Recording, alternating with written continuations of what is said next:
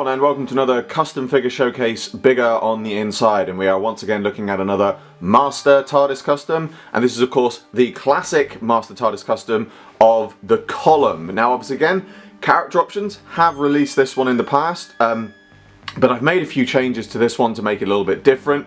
Most noticeably, first of all, is the size difference, because now the prop for this actually seems to change size over the years that it was used. A common bit of trivia, which actually doesn't turn out to be true from my research, is that the column is actually a piece of the classic wooden console room that was repurposed. Apparently that's not true.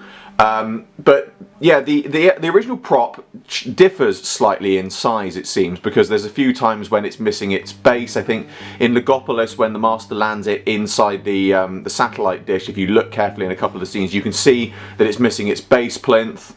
There's a few other times when it just sort of seems to be slightly taller or shorter, but again, it's a TARDIS, it changes shape. So the scale that I've gone for is as it appears in Time Flights, because there's a scene when the Master lands the TARDIS near the Concord group of people, or the temple, I can't remember, it's been a long time since I've seen it. Either way, he lands the TARDIS and he comes out from behind it, and I've sort of tried to gauge the size of that based on my Ainley custom figure, so it might be a little bit off here or there, but you know, the thing about these files is that you can rescale them and you can change them to the size that you want. Again, as you can see, as it comes round, you can see it's got a little bit of it's slightly misaligned at the top, and you can see a little bit of a line at the bottom. This is again because it has an opening door just with an interior cavity.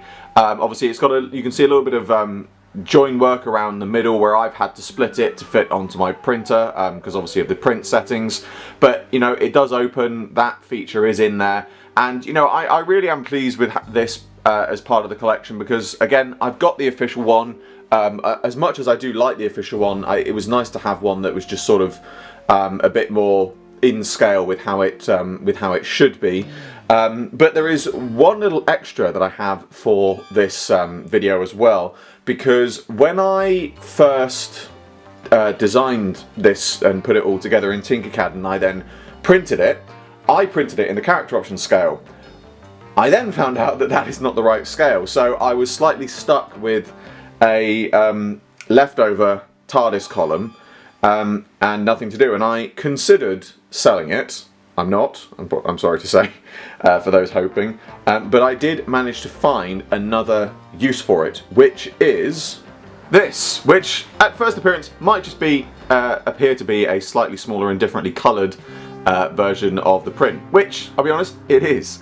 Because obviously, as I said, I printed it too small, but I then remembered in the comic Outrun and the Judas goatee, we're shown a little bit of a flashback to Delgado's Master with his TARDIS, and the Master's TARDIS does actually appear in that comic as well. This is actually one of not the Master's, necessarily the Master's first TARDIS, but one of his first ones. The one that precedes Goth's TARDIS, which he steals following the events of the Deadly Assassin, and the larger column version is later. This is the one that was the horse box, and the one that appears through Delgado's appearances from Terror of the Autons onwards. And in the comic, it's shown that the TARDIS takes on this appearance of a column again, but it is more of a marble appearance in colour, and it is noticeably smaller.